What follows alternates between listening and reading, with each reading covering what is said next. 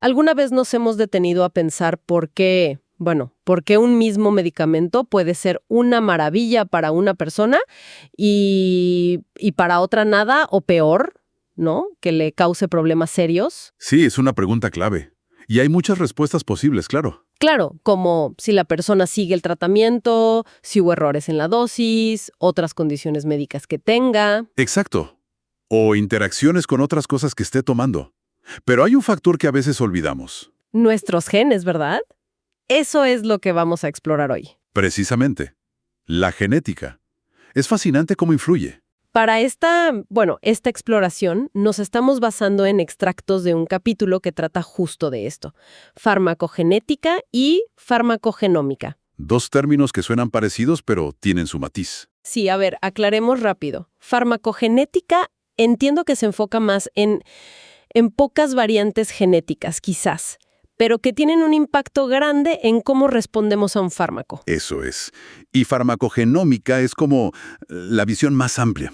Estudia muchísimas variantes, a nivel de todo el genoma, para entender esas influencias genéticas. Ok, entonces nuestra misión hoy es desentrañar un poco cómo nuestro ADN, nuestra herencia, pues, moldea esa relación que tenemos con las medicinas. Exacto.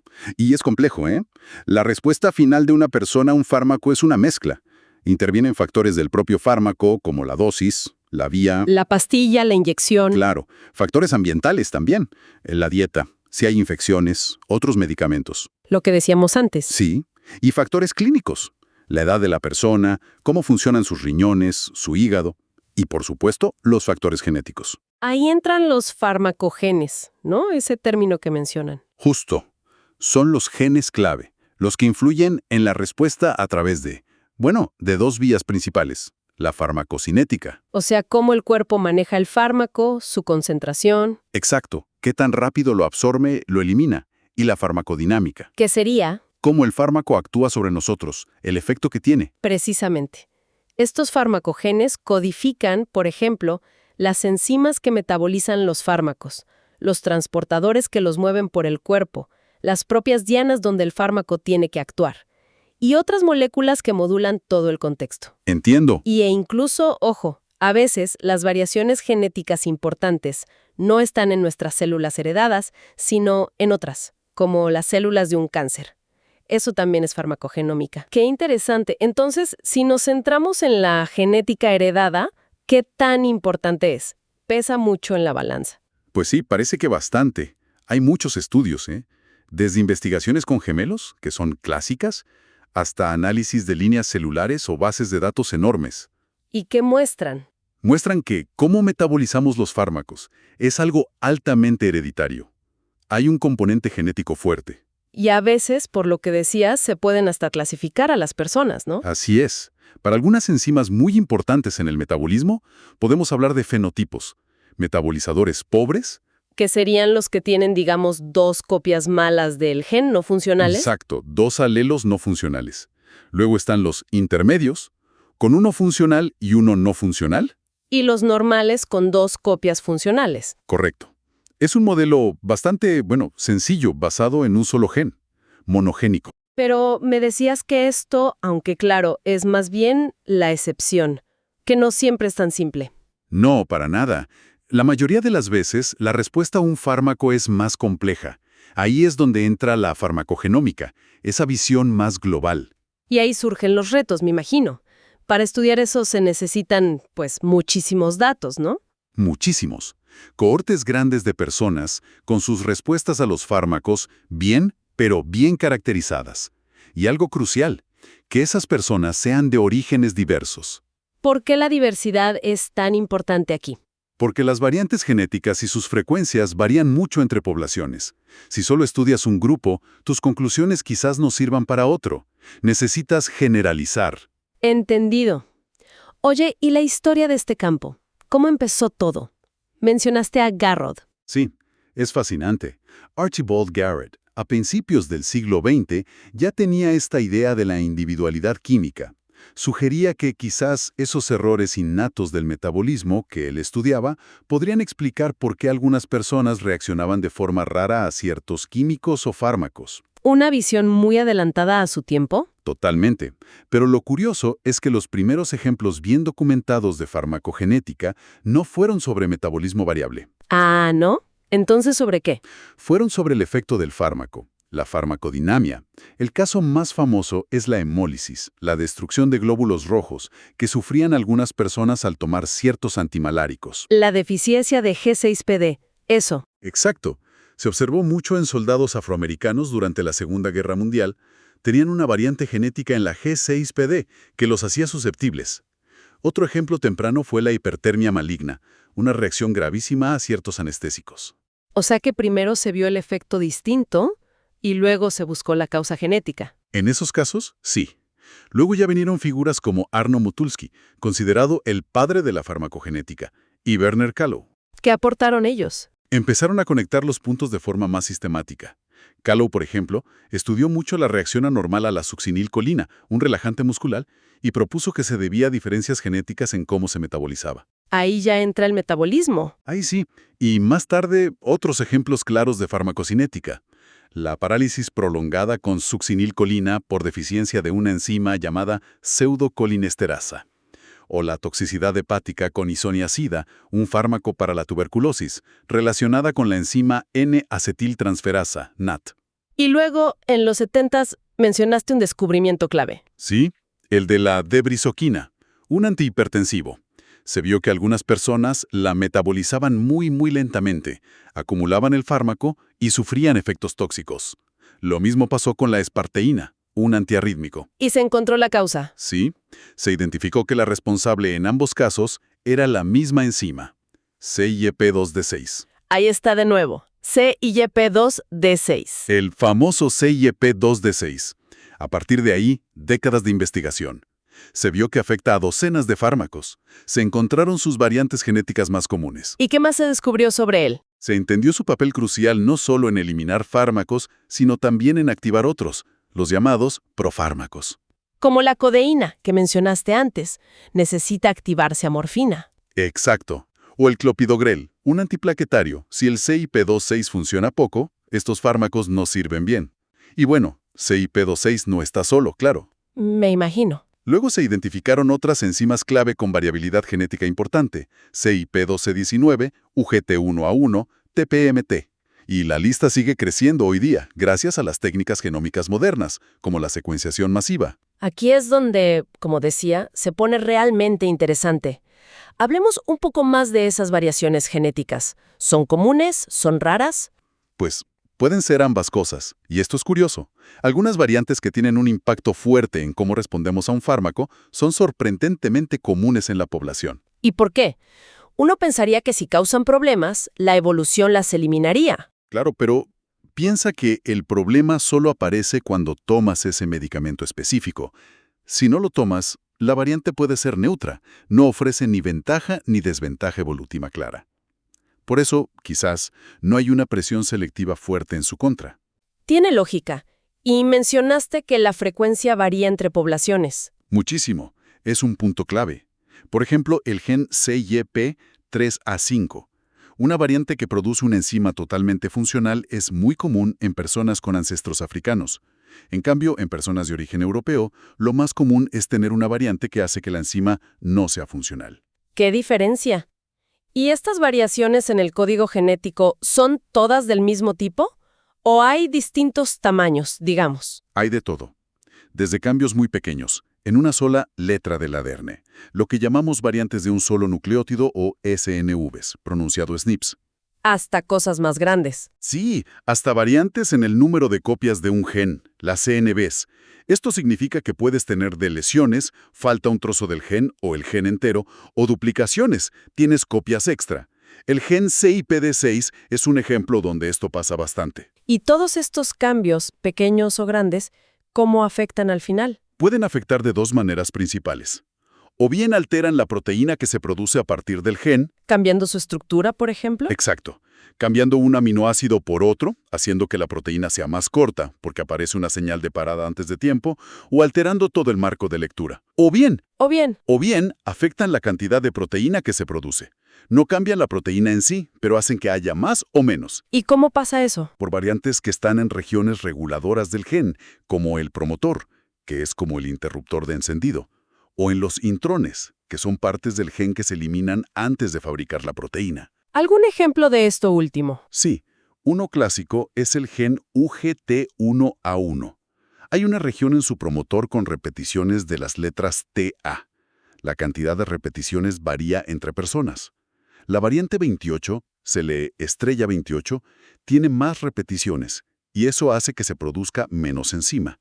Y eso tiene consecuencias clínicas, ¿no? Sí, se asocia con el síndrome de Gilbert, que causa niveles un poco elevados de bilirrubina, y también afecta el metabolismo de algunos fármacos. Antes mencionaste algo llamado desequilibrio de ligamiento.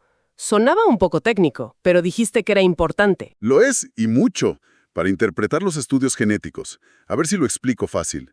Imagina que en un cromosoma, algunas variantes genéticas están muy cerca unas de otras. Ok, Como están tan juntas, tienden a heredarse como un bloque, ¿sabes? Como si viajaran juntas en el mismo autobús. entiendo. Entonces, a veces, un estudio de asociación genética identifica una variante que es fácil de detectar, una marcador. Pero resulta que esa variante marcador no es la que causa el efecto sobre el fármaco. Sino otra que va en el mismo autobús. Exacto.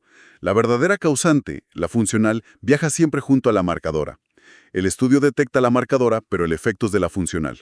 Por eso es crucial hacer luego estudios funcionales para confirmar cuál es cuál. Ya veo. Y además, esos bloques de variantes, esos autobuses, pueden ser diferentes en distintas poblaciones. Correcto. Por eso un hallazgo en una población no siempre se replica igual en otra. Hay que ser cuidadosos. Queda claro.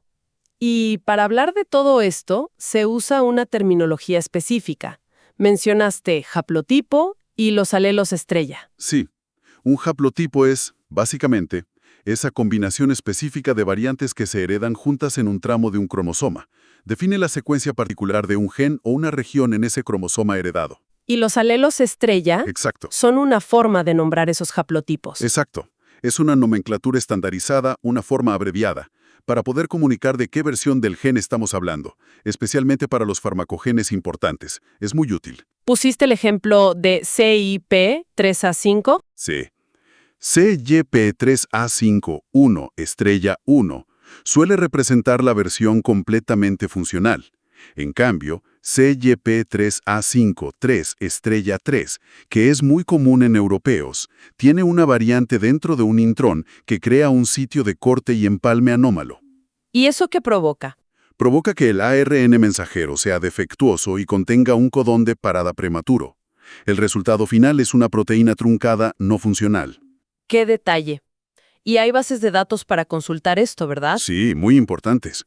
PharmGKB y PharmVar son dos recursos clave que catalogan estos alelos estrella, sus variantes definitorias y su función conocida. Y conociendo los dos alelos que una persona ha heredado, uno del padre, uno de la madre, podemos predecir su fenotipo metabolizador, ¿cierto? Lo que hablamos antes, pobre, intermedio, normal. Exacto. E incluso, para algunos genes, hay categorías adicionales como rápido o ultrarrápido. Un metabolizador pobre típicamente tiene dos alelos sin función. Uno intermedio, uno funcional y otro no. Uno normal, dos funcionales. ¿Y un ultrarrápido? Sería por tener copias extra del gen. Correcto. Por ejemplo, debido a esas CNVs, variantes en número de copias que mencionamos. Si tienes duplicaciones del gen funcional, puedes tener una actividad enzimática muy aumentada. El material fuente tiene una figura, la 7.2, que lo ilustra bien para otro gen, el CYP12C19. Vale, entonces vamos a lo práctico. ¿En qué situaciones estas variaciones, a veces en un solo gen, tienen consecuencias clínicas realmente importantes? Parece que hay como escenarios típicos. Sí, podemos agruparlos. Gran parte de los descubrimientos iniciales y de los predictores clínicos que usamos hoy se basan en tres escenarios principales. A ver, Primero, fármacos cuyo metabolismo o transporte depende de forma crítica de una única enzima o transportador que casualmente tiene variantes genéticas comunes que afectan su función. Estas son alteraciones farmacocinéticas. Segundo escenario. Segundo, fármacos que interactúan con una proteína diana, la molécula sobre la que deben actuar, que también es genéticamente variable, o incluso se interactúan con una diana no intencionada que varía. Estas son alteraciones farmacodinámicas a nivel del receptor o diana. Ok. ¿Y el tercero? Tercero, situaciones donde la genética del individuo modifica el entorno biológico general en el que actúa el fármaco, alterando su efecto final, aunque no afecte directamente ni a cómo se maneja el fármaco, farmacocinética, ni a su interacción con la diana principal. Son alteraciones farmacodinámicas, pero más allá de la diana. Entendido. Empecemos por el primer grupo, las alteraciones farmacocinéticas. Si la genética cambia cómo mi cuerpo procesa el fármaco, ¿cuándo es más peligroso? El riesgo se dispara con fármacos que tienen un margen terapéutico estrecho. Es decir, aquellos donde la dosis útil está muy cerca de la dosis tóxica, ¿no? Exactamente. En esos casos, si una variante genética hace que la enzima clave funcione menos, pérdida de función, el fármaco se acumula, sube la concentración en sangre y el riesgo de toxicidad o sobredosis aumenta mucho. Y al revés, si la enzima funciona más rápido de lo normal. Pues el fármaco se elimina demasiado rápido, la concentración baja y puede que no alcance el nivel necesario para ser eficaz. Se pierde el efecto terapéutico. ¿Algún ejemplo claro de esto? Sí, el tacrolimus, un inmunosupresor muy usado en trasplantes. Se metaboliza principalmente por CYP3A5. Las personas que tienen dos copias del alelo funcional CYP3A5-1 necesitan dosis significativamente más altas para alcanzar la concentración deseada. Y mencionaste que el alelo 1 es más común en ascendencia africana. Correcto, y esto se ha relacionado, o al menos se ha planteado, como una posible explicación a por qué a veces se observan tasas más altas de rechazo de trasplante en esta población. Quizás por infradosificación si no se tiene en cuenta el genotipo. Hay una figura en el material, la 7.3, que lo ilustra. Vaya conexión. Otro ejemplo. Los inhibidores de la bomba de protones, como el omeprazol para la acidez, se metabolizan por CYP2C19. Los metabolizadores pobres de CYP2C19 eliminan el omeprazol más lento, tienen mayor exposición al fármaco. Y por tanto, mayor efecto. Mayor efecto. Tienen un pH gástrico más alto. Y de hecho, se ha visto que tienen mayores tasas de curación de úlceras. Interesante. Ahora, pensamos en el caso contrario. Los profármacos. Esos que necesitan que una enzima los active para funcionar. Ahí la lógica se invierte, ¿no? Totalmente. Es la situación espejo. Si tienes una variante genética que reduce la función de la enzima activadora... El fármaco no se activa bien. Y no funciona. Ineficacia. Exacto. Y si por el contrario, la enzima activadora funciona demasiado bien, por ejemplo, en un metabolizador ultrarrápido... Podría haber un exceso del compuesto activo. Y riesgo de toxicidad. Justo eso. Reacciones adversas por exceso de activación. El clopidogrel que mencionaste antes encaja aquí, ¿verdad? Es el ejemplo perfecto. Es un antiplaquetario que necesita ser bioactivado por CYP1219. Si eres metabolizador pobre de CYP219, produces menos metabolito activo. Consecuencia: menor efecto antiplaquetario y mayor riesgo de que se forme un coágulo, por ejemplo en un stent coronario. Precisamente. Los metabolizadores intermedios quizás necesiten una dosis mayor. Y los pobres, directamente, se benefician más de un fármaco alternativo que no dependa de esta vía de activación. ¿Y la codeína? Otro caso clásico. Es un analgésico opioide que es, en sí mismo, bastante débil. Su efecto potente viene de su conversión a morfina en el cuerpo, y esa conversión la hace CYP2D6. Así que un metabolizador pobre de CYP2D6... Pues apenas convierte codeína en morfina, sentirá poco o ningún alivio del dolor. ¿Y un ultra rápido? Ahí está el peligro. Convierte la codeína a morfina muy rápido y en gran cantidad. Puede generar niveles tóxicos de morfina, con riesgo de depresión respiratoria grave, incluso mortal. Ha habido casos trágicos, especialmente en niños. Qué importante conocer esto. Pasemos al segundo escenario. Alteraciones farmacodinámicas, cuando la variación está en la diana. Aquí la genética afecta directamente a la molécula sobre la que actúa el fármaco. Un ejemplo muy llamativo, aunque no afecte a una proteína codificada en el núcleo, sino en las mitocondrias, es el de los antibióticos aminoglucósidos. ¿Qué pasa con ellos? Pueden causar sordera, ototoxicidad.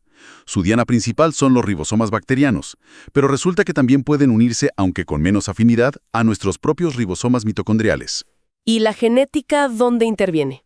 Hay variantes en un gen del ARN ribosomal mitocondrial, el gen mTRNR1, que hacen que nuestros ribosomas mitocondriales se parezcan un poco más a los bacterianos. No me digas. ¿Y entonces? Entonces, la afinidad del aminoglucósido por esos ribosomas humanos pero parecidos a bacteria aumenta, y el riesgo de ototoxicidad se dispara, incluso usando dosis normales del antibiótico. Increíble.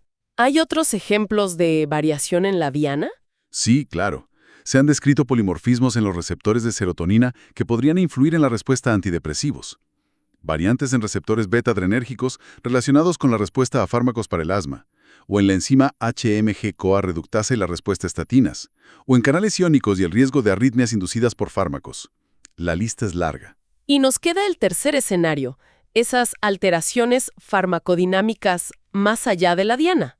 Cuando la genética influye, pero no es ni el metabolismo del fármaco ni la interacción directa con su objetivo. Exacto. Son variantes que cambian el contexto biológico y por tanto la respuesta al fármaco. El ejemplo de la deficiencia de G6PD que ya comentamos es perfecto para esto. Con la rasburicasa, ¿verdad? Sí, la rasburicasa se usa para bajar niveles muy altos de ácido úrico, pero al actuar genera un subproducto, peróxido de hidrógeno, un oxidante. ¿Y la G6PD qué tiene que ver? La enzima G6PD es crucial para que nuestros glóbulos rojos puedan defenderse del estrés oxidativo. Si una persona tiene deficiencia de G6PD, que es genético, sus glóbulos rojos son vulnerables. Entonces, si toman rasburicasa. El peróxido de hidrógeno generado por el fármaco sobrepasa la capacidad antioxidante de sus glóbulos rojos, y estos se destruyen.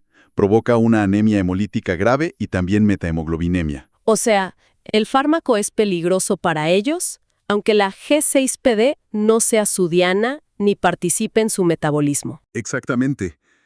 Por eso la rasburicasa está contraindicada en pacientes con deficiencia de G6PD. El entorno biológico genéticamente determinado cambia la respuesta. Y si conectamos todo esto con el panorama general, vemos que muchas veces la respuesta a un fármaco no depende de un solo gen aislado. Claro, la biología rara es tan simple. No. A menudo, la respuesta es un rasgo multigénico. Depende de la influencia combinada de variantes en varios genes. El ejemplo por excelencia aquí es la warfarina. El anticoagulante, que siempre se dice que es dificilísimo ajustar la dosis. Y la genética explica en gran parte por qué.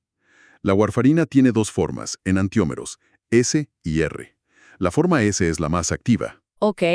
Y se metaboliza principalmente por CYP12-9. Si tienes variantes de CYP12-NOR que lo hacen funcionar más lento, metabolizador pobre o intermedio, necesitas menos dosis de warfarina y tienes más riesgo de sangrado si te pasas. Ese es un gen. Hay más. Sí. La diana de la warfarina es una enzima llamada VKRC1, clave en el ciclo de la vitamina K. Hay variantes genéticas en VKRC1. Algunas raras causan resistencia a la warfarina, pero otras, muy comunes sobre todo en poblaciones asiáticas, están en el promotor del gen. ¿Y qué hacen esas variantes comunes? Hacen que se produzca menos enzima VKRC1. Por lo tanto, se necesita menos warfarina para inhibirla. Menor dosis requerida. Ya van dos genes, CYP2C9 y VKRC1. Y hay un tercero implicado en el metabolismo de la propia vitamina K, que es CYP4F2. Variantes en este gen también influyen un poquito en la dosis. 3 genes. ¿Sí? Y juntos, las variantes en CYP2C9, VKRC1 y CYP4F2 explican más del 50% de la variabilidad en la dosis óptima de warfarina entre personas. Más de la mitad. Por eso los algoritmos de dosificación basados en genética son tan útiles para la warfarina. Hay una figura, 7.5, que lo resume bien. Es un ejemplo clarísimo de la complejidad, pero también del poder predictivo. Mencionan otro ejemplo multigénico interesante, la fenitoína. El antiepiléptico, sí. Ya vimos que su metabolismo depende de CYP12-9 y los metabolizadores pobres tienen más riesgo de toxicidad.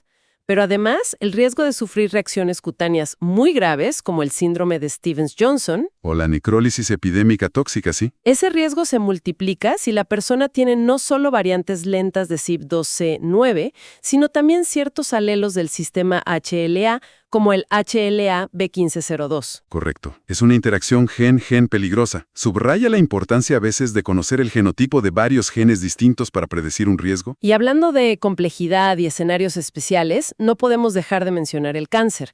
La farmacogenómica ahí es fundamental. Claro, porque en el cáncer tenemos dos genomas interactuando, ¿no? El del paciente y el del tumor. Exacto. Por un lado, las variantes germinales, las que heredas, pueden afectar cómo toleras la quimioterapia. Ya mencionamos UGT1A1 y la toxicidad del irinotecan, o TPMT y NUDT15 con las tiopurinas. Pero, por otro lado, están las variantes somáticas, las que ocurren solo en las células del tumor. Y esas son críticas para lo que llamamos terapia dirigida. Buscamos mutaciones específicas en el tumor que nos digan a qué fármaco va a responder. Los ejemplos que viste antes: EGFR en pulmón, ER2 en mama, BRAF en melanoma. Esos mismos. Son la base de la oncología de precisión. Y a veces, como pasa con el gen TIMS y algunos fármacos, variantes tanto germinales, que afectan la toxicidad en el paciente, como somáticas, que afectan la sensibilidad del tumor, juegan un papel. Es una interacción compleja. Mencionaste HLA con la fenitoína, y eso nos lleva a otro campo, la inmunofarmacogenómica. La conexión entre los genes del sistema inmune, sobre todo los HLA, y las reacciones adversas a fármacos. Precisamente. Los genes HLA son increíblemente polimórficos, varían muchísimo entre personas, y resulta que ciertos alelos HLA predisponen a reacciones inmunes graves con fármacos específicos. El caso de HLA-B1502 con carbamazepina y fenitoína es uno de los más conocidos, ¿cierto? Sobre todo en Asia. Sí, es prevalente en el este y sur de Asia, pero muy raro en europeos o africanos subsaharianos. Esto obliga a hacer pruebas genéticas específicas para la población del paciente antes de usar esos fármacos en grupos de riesgo. ¿Hay otros ejemplos importantes de asociaciones HLA-fármaco? Varios. HLA-5701 con abacavir, un antirretroviral para el VIH. Aquí el testeo genético previo es prácticamente obligatorio, porque la reacción puede ser mortal y el test la previene casi al 100%. Otro es HLA-5801 con alopurinol para la gota. Y hay más asociaciones descritas con otros fármacos como oxcarbazepina o incluso diferentes alelos HLA para carbamazepina en europeos HLA-3101. ¿Y se sabe cómo funcionan estas reacciones? ¿Por qué un alelo HLA específico causa problemas con un fármaco? La hipótesis principal es que el fármaco o un metabolito suyo se une de alguna forma directamente al receptor HLA en la superficie de las células presentadoras de antígeno. Esa unión extraña activa una respuesta de los linfocitos T, desencadenando la reacción inmune. Fascinante. ¿Cómo nuestro propio sistema inmune puede volverse en nuestra contra por un fármaco y nuestra genética? Cambiando un poco de tema, ¿cómo se descubren todas estas conexiones? Me imagino que los métodos han cambiado mucho con el tiempo. Muchísimo. Al principio eran observaciones clínicas. Esta persona reaccionó raro. O ensayos bioquímicos en laboratorio, como medir la actividad de la pseudocolinesterasa, o medir niveles de fármaco en sangre y ver quién los tenía por las nubes. Estudios en familias, en gemelos. Métodos más clásicos. Sí. Luego, con la llegada de la biología molecular y la clonación de genes, se pudo ir a buscar las variantes genéticas específicas responsables de esas diferencias observadas. El enfoque de gen candidato fue muy útil aquí. ¿Qué es eso de gen candidato? Es cuando ya tienes una idea de qué gen podría estar implicado por lo que sabes de la biología del fármaco. Por ejemplo, si sabes qué enzima metaboliza un fármaco, pues vas y buscas variantes en el gen de esa enzima. Fue un enfoque muy exitoso al principio. Pero luego vino una revolución, ¿no? ¿Los GWAS? La gran revolución, sí. Los estudios de asociación del genoma completo, GWAS, por sus siglas en inglés. Que a diferencia del gen candidato, miran todo el genoma a la vez, sin una hipótesis previa sobre qué gen buscar. Exacto. Son agnósticos. Comparan los genomas de muchas personas que tuvieron una respuesta particular, por ejemplo, una reacción adversa grave, con los de personas que no la tuvieron, buscando diferencias genéticas estadísticamente significativas en cualquier parte del genoma. ¿Y han funcionado bien en farmacogenética? Sorprendentemente bien. incluso para reacciones adversas que son raras a veces, con relativamente pocos casos. Han confirmado asociaciones ya conocidas, como la de clopidogrel con CTPD2C19 o las de warfarina, y han descubierto otras totalmente nuevas e inesperadas. ¿Cómo cuáles? Por ejemplo, la asociación entre la toxicidad muscular por simvastatina, una estatina, y variantes en el gen SLCO1B1, que codifica un transportador hepático, o la importancia del gen NUDT15, además de TPMT, en la toxicidad por tiopurinas, sobre todo en poblaciones asiáticas, o la asociación de HLA-A3DO1 con reacciones a carbamazepina en europeos. ¿Qué ha hecho posible hacer estos WOS? Fundamentalmente, la capacidad de genotipar cientos o millones de variantes genéticas a un coste razonable, y el tener acceso a grandes colecciones de muestras de ADN de pacientes bien caracterizados. ¿De dónde salen esas colecciones? De ensayos clínicos grandes, de sistemas de salud que guardan muestras, y cada vez más de los registros médicos electrónicos, historias clínicas electrónicas, vinculados a biobancos de ADN. Entiendo. Y una vez que un GWAS señala una posible asociación, ¿qué sigue? No basta con la estadística, ¿verdad? Para nada. Es solo el primer paso. Luego viene la tarea de validar y entender esa asociación. Se usan predicciones computacionales, in silico, estudios funcionales en el laboratorio in vitro, ¿Cómo cuáles? por ejemplo, expresar la variante del gen en células y ver si la proteína funciona diferente, o hacer ensayos para ver si una variante en el promotor cambia la cantidad de gen que se activa, o usar modelos animales, o incluso modelos más modernos con células madre humanas, iPSCs, reprogramadas. Mucho trabajo de confirmación. Muchísimo. Y también se usan esos grandes biobancos ligados a historias clínicas para hacer estudios inversos, los llamados FIWAS, estudios de asociación del fenómeno completo. Ahí partes de una variante genética y buscas con qué enfermedades o rasgos clínicos se asocia en la población. Ayuda a entender el espectro de efectos de un gen. Y todo esto nos lleva de vuelta a la idea de que no siempre es un solo gen. Mencionaste los enfoques poligénicos. Correcto. Hasta ahora hemos hablado mucho de variantes en uno o pocos genes, que tienen efectos relativamente grandes, que a veces permiten clasificar a la gente en grupos, metabolizador pobre, normal, etc. Pero dijiste que no siempre es así. No. Para muchas respuestas a fármacos, la influencia genética parece ser más bien la suma de efectos muy pequeños de muchísimas variantes repartidas por todo el genoma. Cientos o miles de variantes.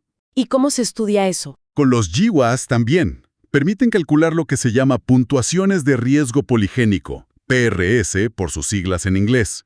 Es como una nota que resume la carga genética total de una persona para un rasgo particular, basada en todas esas variantes de pequeño efecto. ¿Y sirven para predecir la respuesta a fármacos? Se está viendo que sí, para algunas cosas. Por ejemplo, una puntuación poligénica del riesgo basal de tener un intervalo QT largo en el electrocardiograma puede predecir quién tiene más riesgo de que un fármaco le prolongue aún más el QT. O una puntuación de riesgo de enfermedad coronaria puede predecir quién se beneficia más de nuevos fármacos para bajar el colesterol. O sea que pueden explicar una parte importante de por qué la gente responde diferente. Sí. En algunos casos, estas puntuaciones explican un porcentaje considerable de la variabilidad en la respuesta, a veces entre el 38% y casi el 100% para ciertos fármacos. Es un campo en pleno desarrollo. El material fuente tiene una figura, la 7-6, que contrasta esta idea de distribución continua, poligénica, con la de grupos discretos, monogénica. Y aquí hay algo que me parece fascinante. La genómica no solo nos ayuda a usar mejor los fármacos que ya tenemos, Sino que también ayuda a encontrar nuevos. exacto. Es una herramienta poderosísima para descubrir y validar nuevas dianas terapéuticas. Hay datos que sugieren que los fármacos que se desarrollan contra dianas que tienen un respaldo genético humano sólido tienen casi 3 veces más probabilidades de llegar al mercado con éxito. ¡Wow! Eso es un impacto brutal en el desarrollo de medicamentos. ¿Cómo funciona? A veces estudiando enfermedades genéticas raras. Por ejemplo, el estudio de la hipercolesterolemia familiar llevó al descubrimiento de la HMG-CoA reductasa como diana, y de ahí salieron las estatinas. Un clásico. Otro ejemplo más reciente y espectacular es el de PCSK9. Se descubrió estudiando poblaciones con colesterol muy bajo, inicialmente en afroamericanos, que tenían variantes genéticas que hacían que el gen PCSK9 no funcionara. pérdida de función. ¿Y eso qué significaba? Significaba que tener menos PCSK9 funcional bajaba mucho el colesterol LDL, malo, y protegía enormemente contra enfermedades del corazón. Bingo. PCSK9 se convirtió en una diana terapéutica de primer orden. Y de ahí salieron los inhibidores de PCSK9, esos anticuerpos que bajan tanto el colesterol. Exactamente. Y fíjate, el descubrimiento clave vino de estudiar una población específica, diversa. Resalta la importancia de la diversidad en la investigación genética. Totalmente. ¿Hay más ejemplos de dianas descubiertas así? Sí, varios muy prometedores. Variantes de pérdida de función protectoras en genes como ApoC3, relacionado con triglicéridos, SLC30A8, diabetes tipo 2, HSD17B13, enfermedad hepática crónica, SCN9A, gente que no siente dolor. Imagina el potencial para nuevos analgésicos.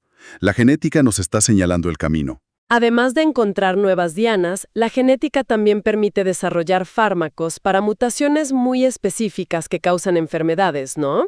Como en la fibrosis quística. Sí, los fármacos moduladores de CFTR, como combinaciones de ivacaftor y lumacaftor, son un ejemplo maravilloso de terapia guiada por el genotipo específico de la mutación del paciente en el gen CFTR. Y mencionaste los FEWAs. ¿Sirven también para encontrar nuevos usos a fármacos ya existentes? Sí, pueden ayudar al reposicionamiento de fármacos al ver si una variante asociada a cierta enfermedad también se asocia con la respuesta a un fármaco, o para predecir efectos adversos inesperados.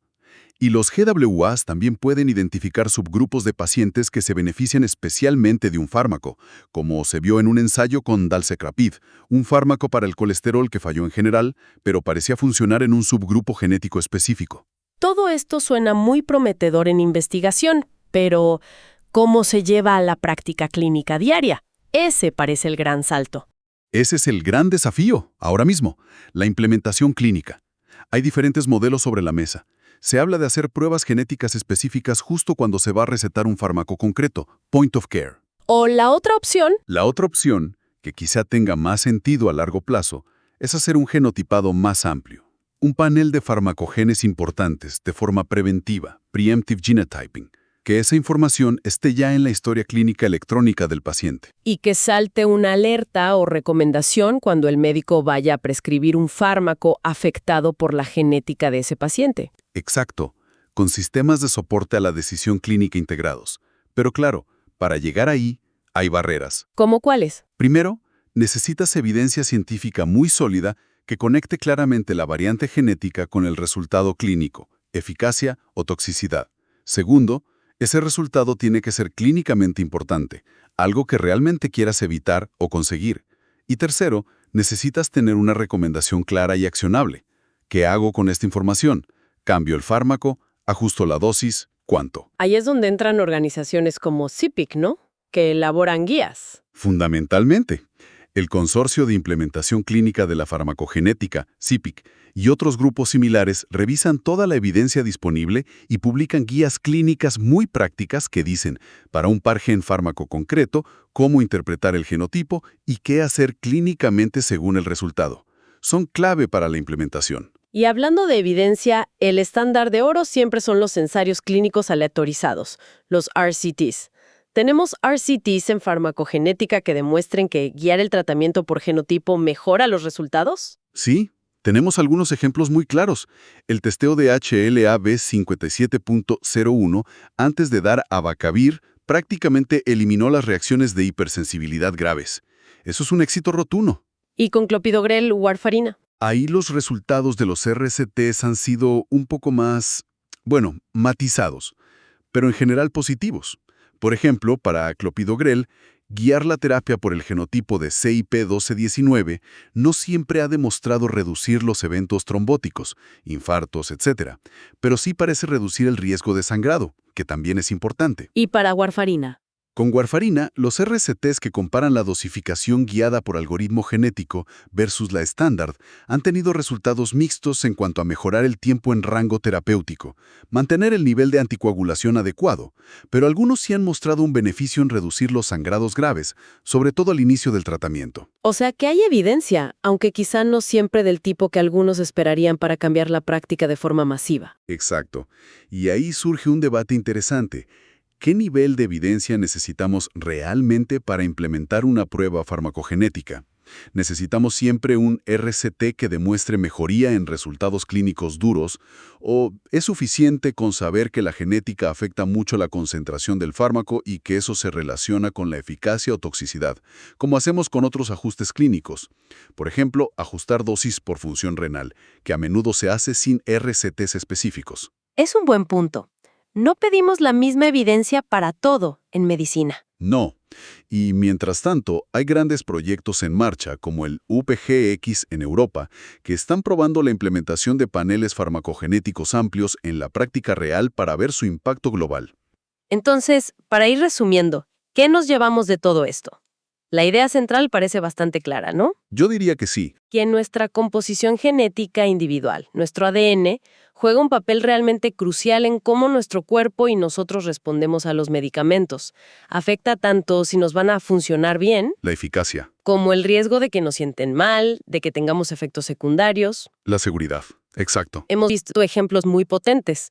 Las enzimas CYP que metabolizan tantos fármacos, la warfarina, el clopidogrel, la codeína, la G6PD, los alelos HLA y las reacciones inmunes. Son ejemplos que ilustran muy bien el concepto. Y todo apunta a que estamos avanzando, quizá más lento de lo que nos gustaría, pero avanzando hacia una medicina Personalizada. más ajustada a cada individuo. La genómica está iluminando ese camino. Sin duda. Pero, y es un pero importante, sin olvidar nunca la complejidad que hay detrás. Rara vez, como decíamos, es un solo gen haciendo todo el trabajo, No, son muchos genes interactuando. interactuando entre sí y también con todo lo demás. Nuestro estilo de vida, la dieta, otros fármacos que tomamos, el ambiente. Es un cuadro complejo, Y quedan desafíos grandes. enormes. Uno fundamental es asegurar que la investigación se haga en poblaciones diversas para que los descubrimientos y los beneficios de la farmacogenómica lleguen a todos, no solo a algunos grupos. Y el otro gran reto es cómo traducir de forma eficaz y robusta todo este conocimiento a la práctica clínica diaria, para que realmente ayude a los médicos y a los pacientes con todos los fármacos relevantes. Totalmente de acuerdo. Y para cerrar, quizá una reflexión final para que nos quedemos pensando. Adelante. Viendo estas diferencias tan grandes que existen entre personas en cómo responden a los fármacos y viendo que la capacidad de hacer pruebas genéticas es cada vez mayor y más barata, ¿cómo nos imaginamos que será la forma de recetar medicamentos, digamos, en 10 años? Es una buena pregunta. ¿Llegaremos a un punto en que tener un perfil farmacogenético básico, hecho de forma preventiva, sea algo rutinario antes de que nos receten cualquier fármaco importante? ¿Podría eso cambiar radicalmente el actual proceso de prueba y error que a veces se sigue? Es una posibilidad muy real. Cambiaría mucho las cosas. Sin duda, algo sobre lo que vale la pena seguir profundizando y observando cómo evoluciona.